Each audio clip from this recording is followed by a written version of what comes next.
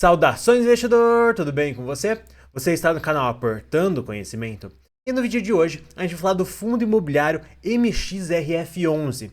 Mais especificamente, a gente vai falar da chance dele muito provavelmente fazer uma nova emissão já nos próximos meses.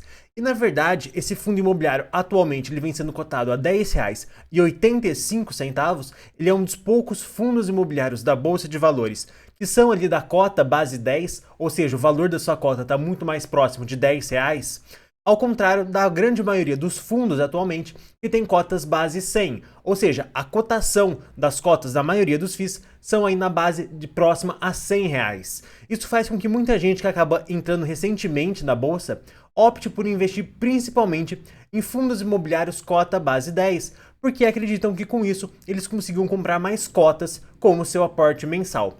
E já tem vídeo aqui no canal de eu falando que essa estratégia não é tão interessante assim, avaliando o longo prazo, e sim o que você deveria avaliar é a qualidade do fundo em si, e não se a cota vale 100 ou vale 10, mas no vídeo de hoje a gente vai falar especificamente do XPMF11, aliás, do XPMF não, do MXRF11, que pagou aí nos últimos 12 meses um dividend yield extremamente alto, aí mais do que 12%, considerando o preço atual.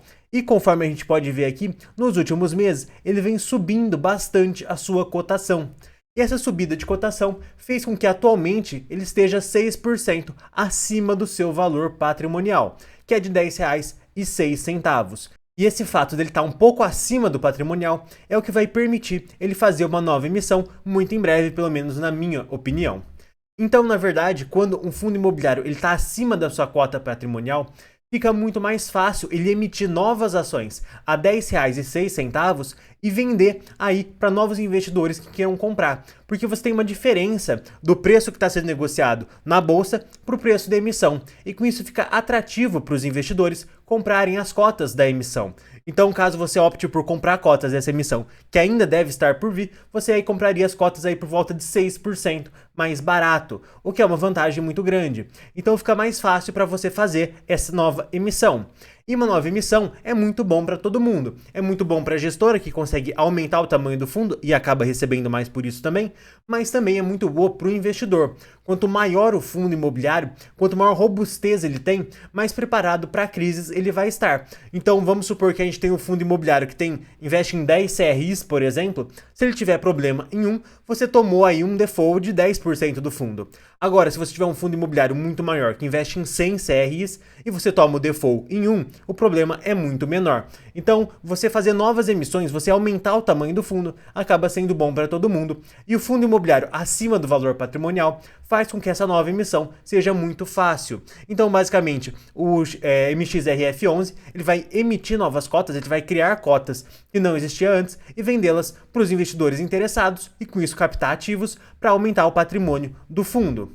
E aqui a gente pode ver que historicamente, desde 2018, e eu queria até pegar mais tempo esse gráfico daqui, mas não consegui, porque alguns desses fundos que estão na lista, como por exemplo o IRDM, ele foi fundado em 2018, então não seria correto a gente pegar, por exemplo, um gráfico de 10 anos, e aí o Iridium começar assim do nada só em 2018, então comparando da mesma base, é um gráfico muito mais interessante da gente ver.